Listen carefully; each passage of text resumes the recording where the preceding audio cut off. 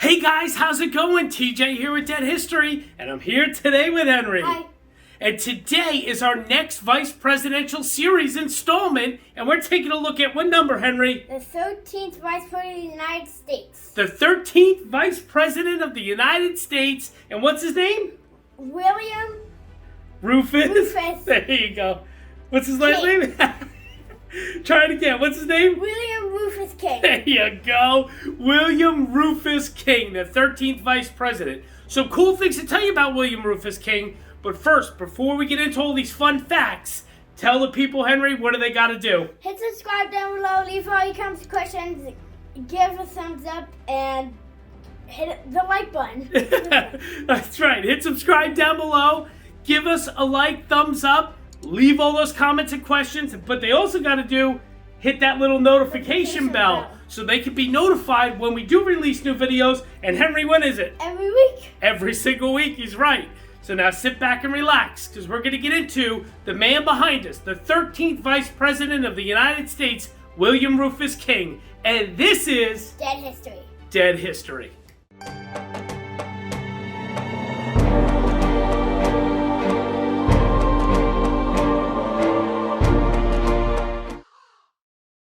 Hey guys, TJ back with you, here with good old Henry. Hello. And yup, today's the next Vice Presidential Series installment. The guy behind us, right, Henry? Yep. William Rufus King. What number Vice President? The 13th. The 13th Vice President of the United States. And we got some cool things to tell you about William Rufus King.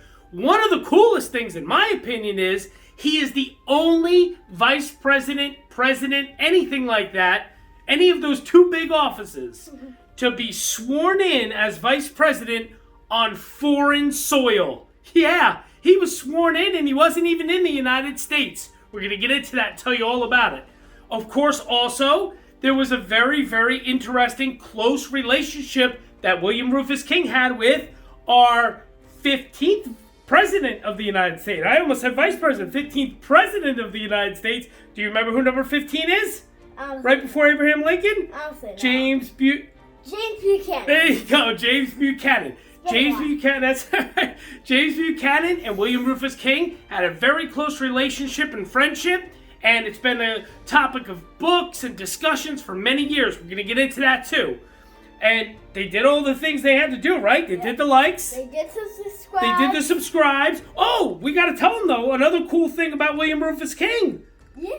He had the shortest vice presidency in the history of anyone. He only served 50 days.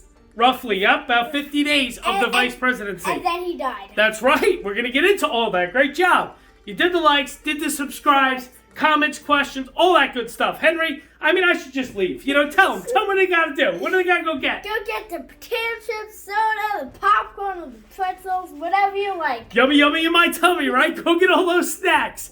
And now it's time for the next Vice Presidential Series installment, the 13th Vice President, William Rufus King. Here we go. Sit back, relax, and enjoy. Hey guys, how's it going? TJ here with Dead History, and I am here today with Henry. Hello. Hello, hello. And today is our next Vice Presidential Series installment, and we're taking a look at the 13th Vice President of the United States. Henry, do you remember his name? No. William Rufus King. Very good. Great job. William Rufus King. It's actually William Rufus Devane King. I don't know if he pronounced that name Devane or Devane.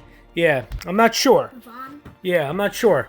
I'll have to get the correct pronunciation, but that's his full name, William Rufus Devane King. But always known as William Rufus King, or even in a lot of different text and writings of the time, William R. King is how he was known. So, Henry, what do you think? Vice Presidential Series is going pretty good, right? Yep. Yeah? You learning some stuff about these obscure vice presidents? Yes. Yeah. It's crazy, right? You've never heard of these guys before, have you? Never. Well, guess what? You're not the only one. How old are you now, Henry? 8. That's right. Tell the people you're 8. You just turned 8 a couple weeks ago. And you're 8, and trust me, there's some 68-year-olds that are probably watching this they don't even have any idea who these vice presidents are. I'm serious. You don't believe me? You kind of have this look. You don't know? So, I'm telling you. They're very obscure. A lot of these guys are just not well known, and that's why we're doing this, right? Because not only at Dead History do we go look at the grave sites of all these really cool historical figures. Fascinating grave sites. Right, these fascinating grave sites, that's right, but we also like to bring the dead history back to life, exactly. So, pretty cool stuff, but all right, I'm gonna be alone for the audio. Henry just wanted to say hello and, wish everybody a hello, and he will maybe check back in. We'll see. But if not, I'll be doing the audio alone. So say bye for now, Henry. Bye-bye. I will be back, and we will start our 13th Vice President of the United States, William Rufus King. Stay tuned. Hey guys, TJ here. I just wanted to actually say something that I wanted to actually add in here real quick.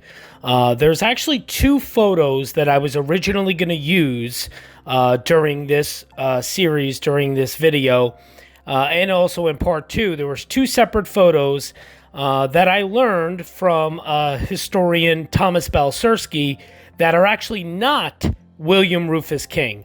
They're actually of someone else. It is very commonly mistaken for William Rufus King. As a matter of fact, when you Google William Rufus King, it is like the second Google image that comes up for him, and it is not him.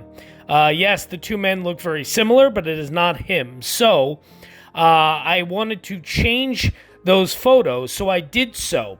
And when I did so, I actually contacted someone who allowed me to use two of her own sketches, her own drawings of William Rufus King as the two replacement photos. That someone is Project POTUS Pages. For any of you that don't know, you're actually seeing in the background here, this is actually her website. Her website is www.potuspages.com. POTUSPAGES.com. She is brilliant. She does all of these drawings and art herself. It's fantastic. Go check her out also on Instagram. Her Instagram is obviously Project POTUS Pages, but it is Project_POTUS_Pages. Go check it out. And last but not least, please make sure when you're on her website, go to POTUSpages.com/POTUS Notice. POTUS Notice is actually a subscription to her free newsletter. So go to her website. You will see where it says subscribe to the POTUS Notice. Please sign up for that. It's free. It doesn't cost anything.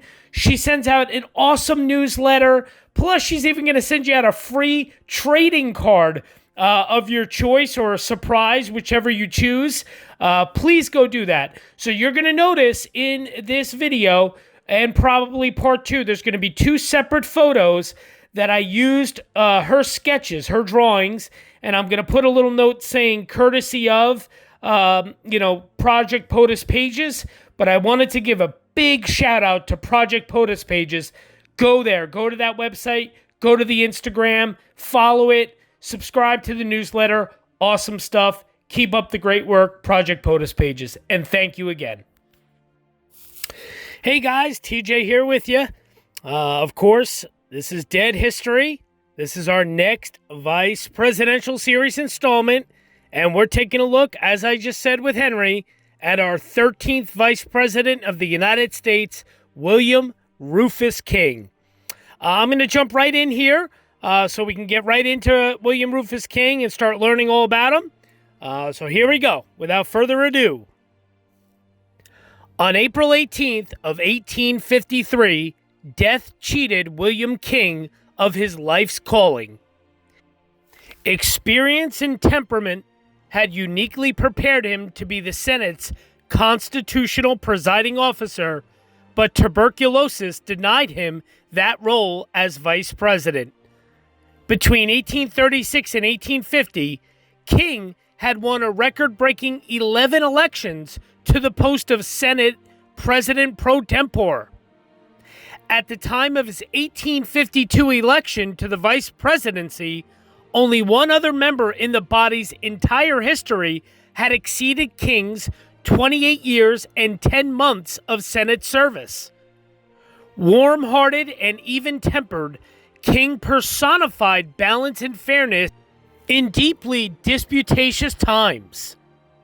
Elected to the vice presidential term that ran from March 4th of 1853 to March 3rd of 1857, King was positioned to occupy center stage during such tumultuous future performances as the party-rending 1854 struggle over the Kansas-Nebraska Act and the single most dramatic act in the Senate's history, the 1856 caning of Massachusetts Senator Charles Sumner by a South Carolina representative.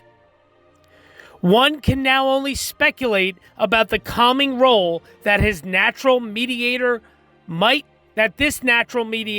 might have played in such events. Although untimely, personalities and minds much stronger than his would direct the fateful course to national disunion and civil war. William King was far from a genius, and he had little talent as an orator. These qualities were so well noted during his lifetime that a fellow Southerner, Senator Robert M.T. Hunter of Virginia, felt free to remark on them even in the speak no evil context of a funeral oration.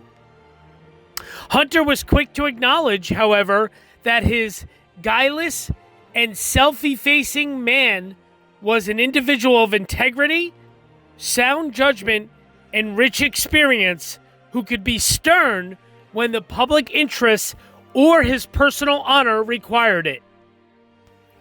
Hunter and others lamented the demise of such a moderate and conciliatory statesman.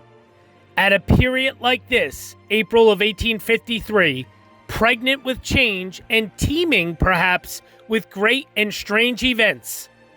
Symbolic of the sectional balance that King tried to achieve, the Virginia senator's eulogy was followed by one from a longtime friend from Massachusetts, the renowned orator Edward Everett. Everett reminded all that when the Senate over the past several decades had needed a presiding officer in the absence of the vice presidents, its members turned spontaneously to Senator King.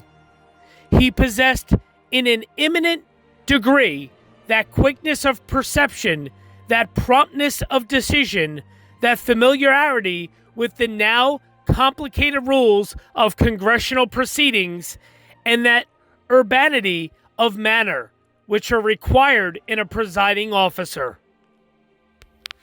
William Rufus Devane King was born in Sampson County, North Carolina on April 7th of 1786, the second son of William King and Margaret Devane.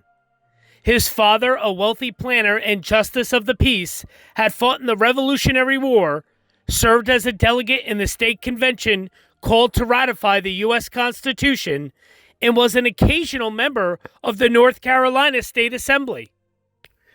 At the time of his son's birth, he owned more than 24 slaves. Young William studied at local academies and at the University of North Carolina Preparatory School, a facility established in 1795 to cater to the educational needs of raw, mostly untaught youths of diverse ages and acquirements.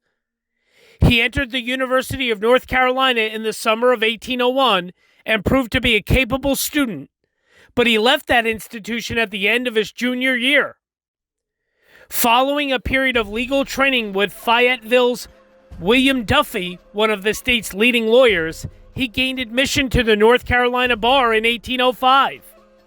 A Jeffersonian Republican, King served in the North Carolina legislature's House of Commons from 1808 to 1809, and then as solicitor of the Fifth Circuit of the State Superior Court at Wilmington. In 1810, several months short of the constitutionally prescribed age of 25, he won the Wilmington district seat in the U.S. House of Representatives.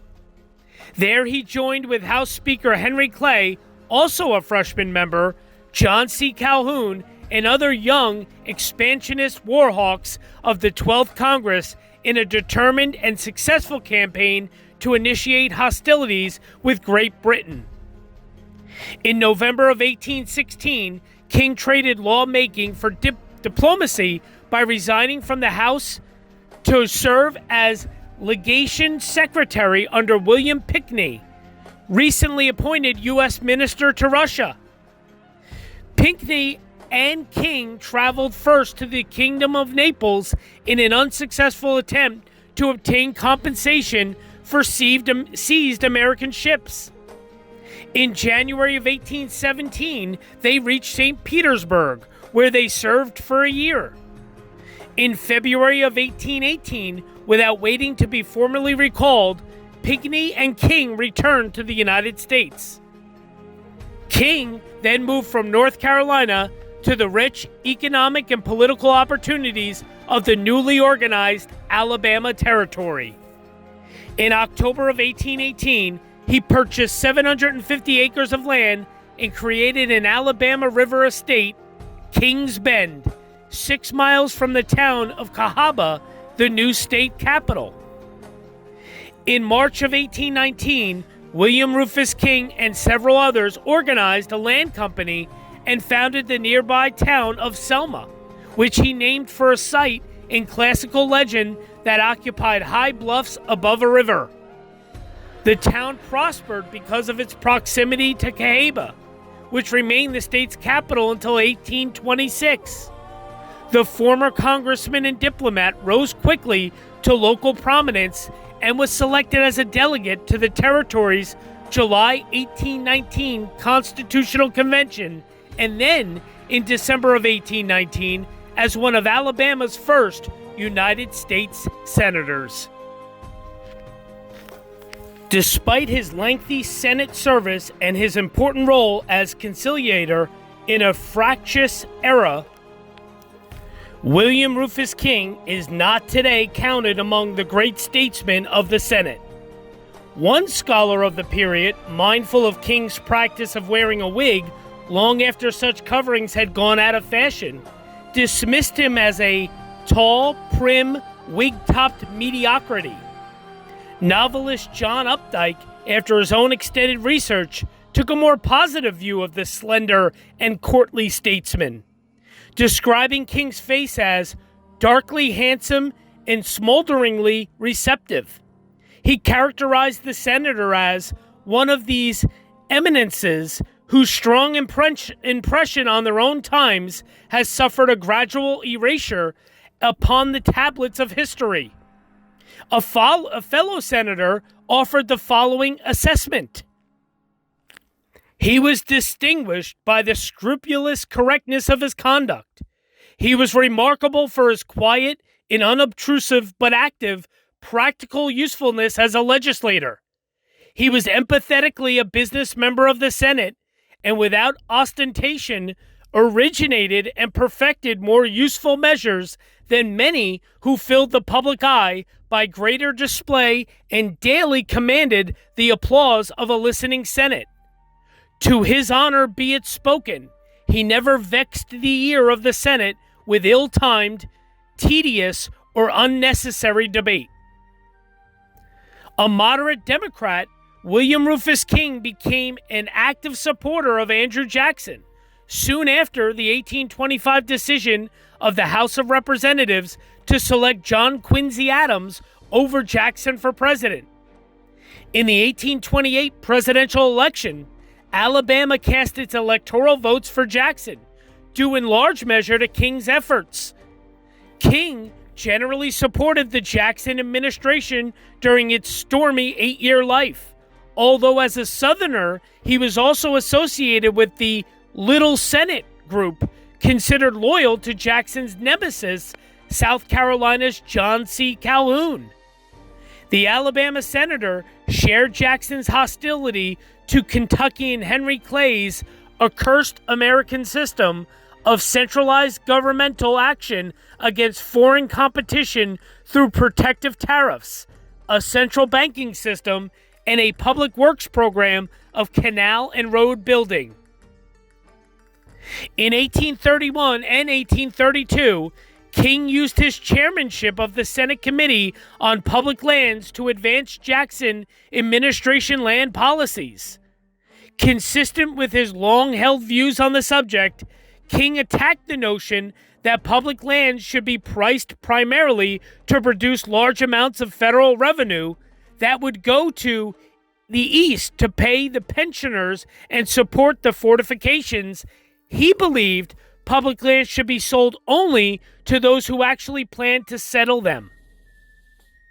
A reduction in land prices would simultaneously stimulate territorial settlement and national economic growth.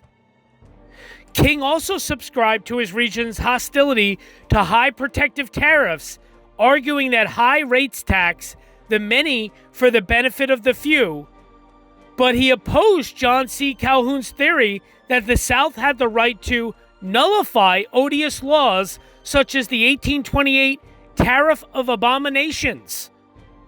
I view nullification as neither peaceful nor constitutional, but clearly revolutionary in its character, and if persevered in, must, in the nature of things, result in the severance of the Union. From such a calamity may God in his mercy deliver us. When Clay, early in 1833, presented a compromise tariff bill that diffused the building confrontation between federal force and state resistance, King, ever the moderate, quickly rose to support the measure.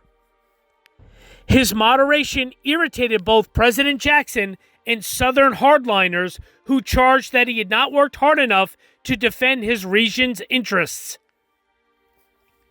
King contested Henry Clay's 1832 move to recharter the Bank of the United States, not because he opposed the bank, but because he objected to Clay's political opportunism tied to that year's presidential election.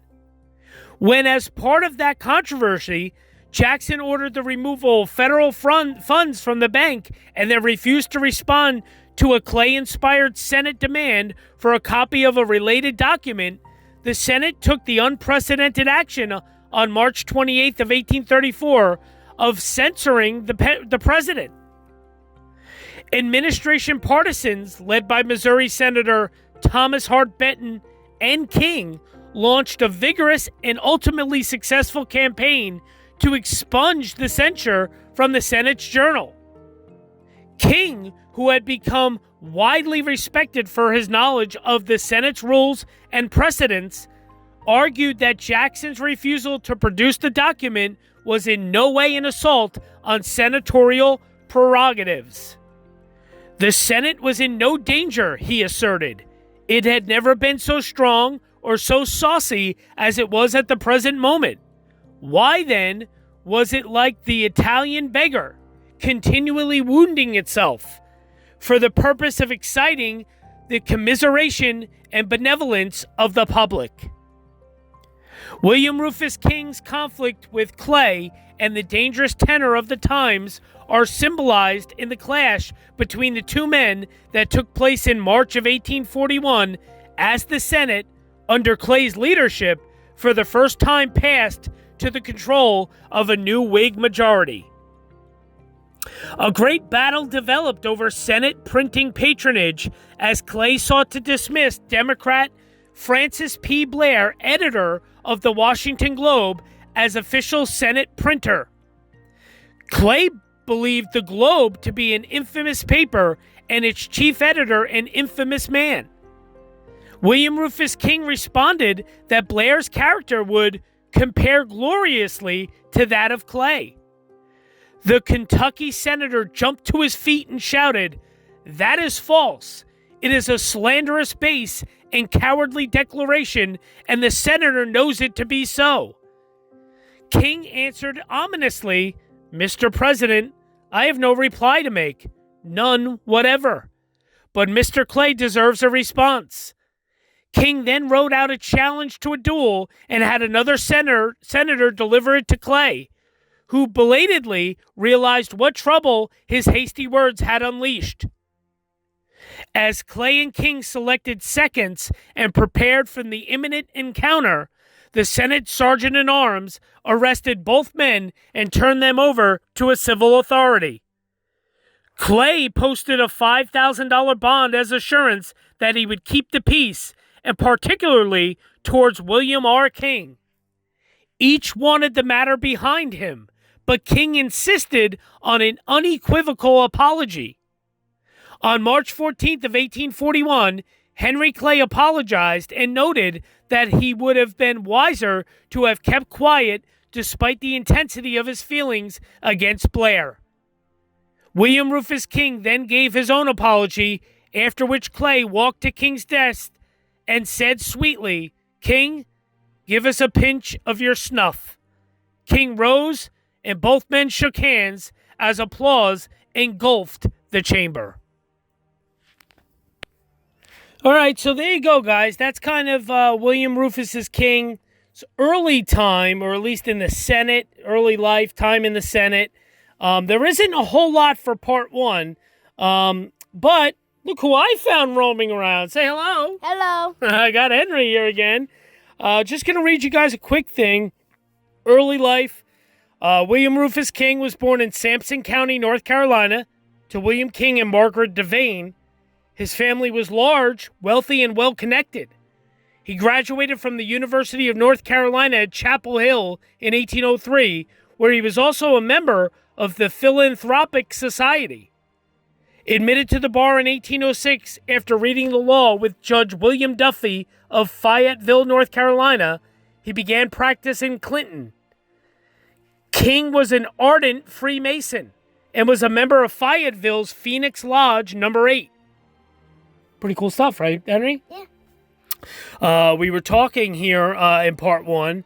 So William Rufus King, he was in the he was a senator. He was in the Senate for a long time, and then of course, then he became vice president. But he was only vice president for how long? Do you remember? 50 It wasn't even 50 days. Remember, we were wrong. Yeah. It was like 31 days. Yeah, it was like 45 days. No, it was like 31 days. We're gonna get into that in part two. Yeah, it was short. It was really short-lived. Really short. We told you in our little introduction we thought it was 50, but then we corrected ourselves. Yeah, now we're correcting ourselves. Yep, and we're gonna get into that in part two. So another real quick, King entered politics and was elected as a member of the North Carolina House of Commons, where he served from 1807 to 1809, and he became city solicitor of Wilmington, North Carolina in 1810. He was elected to the 12th, 13th, and 14th Congresses, serving from March 4th, 1811 until November 4th of 1816, when he resigned to become secretary of the legation for William Pinckney during Pinckney's appointment as minister to Russia and to a special diplomatic mission in Naples. Pretty cool stuff, right, Henry? Yep. Oh, you're heading out, huh? That's it for you? That's it. All right. Adios. Bye, Henry. Adios. Well, that was it for Henry. So, Henry. So, moving on. William Rufus King was only 24 years old when he became a congressman for the first time. He did not reach the constitutional age of 25 for service in the House of Representatives until after the term began, but the 12th Congress did not convene until November 4th of 1811, and King was not sworn in until then. When he returned to the United States in 1818, King joined the westward migration of the cotton culture to the Deep South, purchasing property at what later became known as King's Bend, between present-day Selma and Cahaba on the Alabama River in Dallas County of the new Alabama Territory, which had been recently separated from Mississippi. He developed a large cotton plantation based on slave labor, calling the property Chestnut Hill. King and his relatives formed one of the largest slave-holding families in the state, collectively owning as many as 500 enslaved persons. William Rufus King was a delegate to the convention which organized the Alabama state government. Upon the admission of Alabama as the 22nd state in 1819, he was elected by the state legislature as a Democratic Republican to the United States Senate. And we just heard, of course, all about his time in the Senate. Just some more things. He was a follower of Andrew Jackson. He was known as a Jacksonian. William Rufus King was actually appointed as minister to France, and he served from 1844 to 1846. After his return, King resumed serving in the Senate. Appointed and subsequently elected to fill the vacancy caused by the resignation of Arthur P. Bagby, he held his seat from July 1st of 1848 until his resignation on December 20th of 1852 because of ill health and his having been elected vice president. During the conflicts leading up to the Compromise of 1850, William Rufus King supported the Senate's gag rule against debate on anti-slavery petitions and opposed proposals to abolish slavery in the District of Columbia, which was administered by Congress. King supported a conservative, pro-slavery position, arguing that the Constitution protected the institution of slavery in both the southern states and the federal territories. He opposed both the abolitionists' efforts to abolish slavery in the territories as well as the fire eaters' calls for southern secession. On July 11th of 1850, 2 days after the death of President Zachary Taylor, William Rufus King was appointed Senate President pro tempore. Because Millard Fillmore ascended to the presidency, the vice presidency was vacant, making King first in the line of succession under the law then in effect. He also served as chairman of the Senate's Committee on Foreign Relations and the Committee on Pensions. So there you go. The early life, his time in the Senate, leading all the way up to his vice presidency. So, and of course, in part 2, we are going to get into the election, the vice presidency, and then the untimely death of William Rufus Devane King, our 13th vice president of the United States. That's it for part 1, guys. There is no bonus footage here. I did visit William Rufus King's tomb down there in Selma, Alabama. You will see that in part 2. Unfortunately, I can't make it down to Alabama right now to show you any sort of bonus footage regarding that, but you will see my photos and such from my visit to his tomb. That'll be in part 2. And also in part 2, there is a very special bonus feature, bonus footage interview with a very wonderful historian, professor, and author that I've talked to a few times on my YouTube channel. I'm going to have an interview with that person for part 2 tomorrow, and we're going to talk all about William Rufus King. So stay tuned for part 2. Thanks, guys. Thank you for all the support. Thank you for all the love. Keep all the comments and questions coming, and we will see you tomorrow for part 2. Thanks, guys. Bye-bye now.